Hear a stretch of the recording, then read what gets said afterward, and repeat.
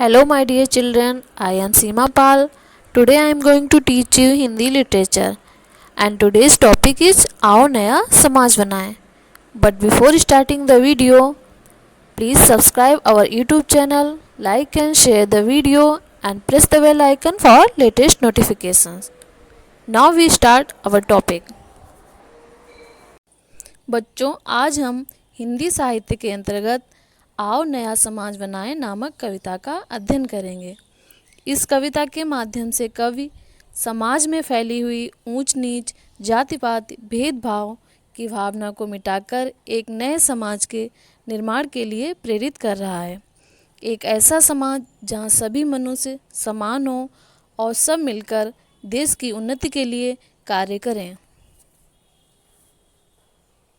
किसी भी कविता के भावार्थ को ठीक से समझने के लिए उसके प्रत्येक शब्द के अर्थ को जानना आवश्यक है। इसीलिए सबसे पहले हम कविता में आए हुए कुछ कठिन शब्दों के अर्थ जान लेते हैं। पहला शब्द है नवजीवन, और नवजीवन का अर्थ होता है नया जीवन। हमारा दूसरा शब्द है श्रम, इसका अर्थ है मेहनत या परिश्रम। अगला शब्द है माटी, माटी का अर्थ होता है मिट्टी। इसके बाद आता है मानव, और मानव का अर्थ है मनुष्य या आदमी भी हम इसको कह सकते हैं। आखिरी शब्द है अलख जगाना, अलख जगाना का अर्थ होता है जागरूकता फैलाना। अब हम कविता को पढ़कर इसके भावार्थ को समझेंगे। आओ नया समाज बनाएं, इस धरती को स्वर्ग बनाएं, आओ नया समाज बनाएं।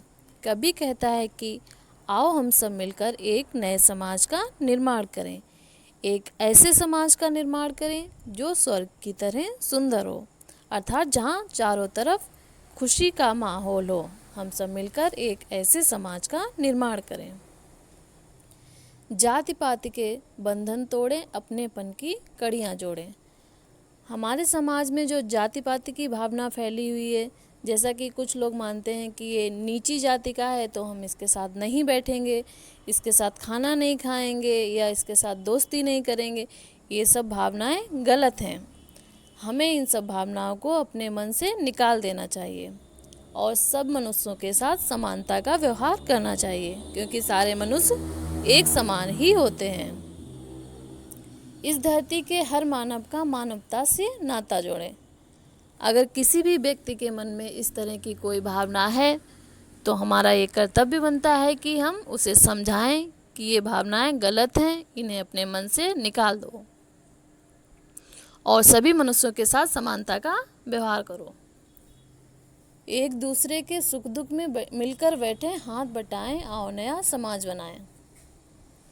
हम सब एक दूसरे के सुख दुख में एक साथ मिलकर बैठें, सुख दुख में उसकी सहायता करें। इस तरह से हम एक नए समाज का निर्माण करें। इस माटी का कड़कड़ चंदन, इसे करें हम शत शत बंधन। इस मिट्टी का, इस भारत भूमि का कड़ कड़ हमारे लिए पवित्र है, चंदन के समान पवित्र है और हमें इसे नमन करना चाहिए, क्योंकि जो हमारी जन्मभूमि है वो हमारे लिए माँ के समान ही वंदनीय है।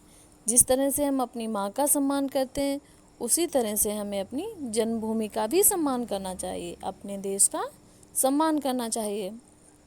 नई रोशनी की किरणें वन, आज सजा दे हर घर आंगन।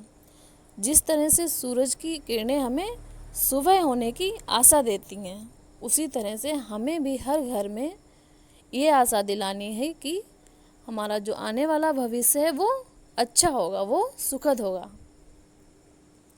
मिलजुल कर आगे बढ़ने का सबके मन में भाव जगाएं, आओ नया समाज बनाएं। हमें सबके मन में मिलजुल कर काम करने का, मिलजुल कर उन्नति करने का भाव जगाना है। हमें एक ऐसे समाज का निर्माण करना है। श्रम को जीवन मंत्र बनाएं, ऊंच नीच का भेद मिटाएं। श्रम अर्थात मेहनत। हमें अपने जीवन में बहुत मेहनत करनी है, हर काम के लिए हमें मेहनत करनी है। कभी भी मेहनत से जी नहीं चुराना है, क्योंकि मेहनत के द्वारा ही हम किसी भी लक्ष्य को प्राप्त कर सकते हैं। जैसे कि अगर आप मेहनत करते हैं तो आप परीक्षा में अच्छे अंक प्राप्त करते हैं, और जो बच्चे कम मेहनत करते हैं वो परीक्षा में अच्छे अंक प्राप्त नहीं कर पाते हैं। इसीलिए हमें हमेशा मेहनत को ही अपना लक्ष्य बनाना है, मेहनत के द्वारा ही हर काम को सफल बनाना है। भारत माता के सपूत बन नवजीवन की अलग जगह है।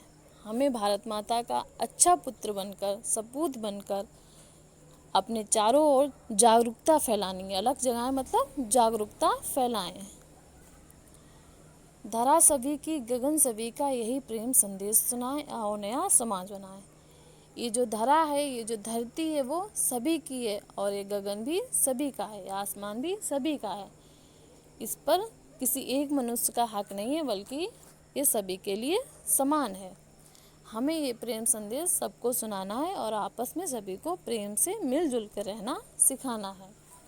इस तरह से हमें एक नए समाज का निर्माण करना है। बच्चों, अब हम एक गतिविधि या एक्टिविटी के माध्यम से ये जानेंगे कि आपने कितना सीखा। हमारी इस गतिविधि का नाम है कविता की पंक्तियाँ पूर्ण कीजिए। पहली पंक्ति है, इस माटी का कड़कड़। इसके आगे क्या आएगा? इसके आगे आएगा चंदन। इस माटी का कड़कड़ चंदन। दूसरी पंक्ति है, इसे करें हम। इसके आगे क्या होगा? इसके आगे होगा शत शत बंधन। इसे करें हम शत शत बंधन। शत शत वंदन। इसे करें हम शत शत वंदन। अगली पंक्ति है, नई रोशनी की। इसके आगे क्या होगा? इसके आगे आएगा किरणें वन। नई रोशनी की किरणें, किरणें वन। नई रोशनी की किरणें वन। आखिरी पंक्ति है, आज सजा दें हर। इसके आगे क्या आएगा? आज सजा दें हर घर आंगन। इसके आगे आएगा घर आंगन।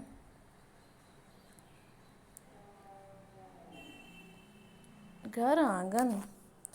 बच्चों, मैं उम्मीद करती हूँ आपको कविता अच्छी लगी होगी। आज के लिए आपका होमवर्क है, कविता को पढ़िए और याद कीजिए। Thank you.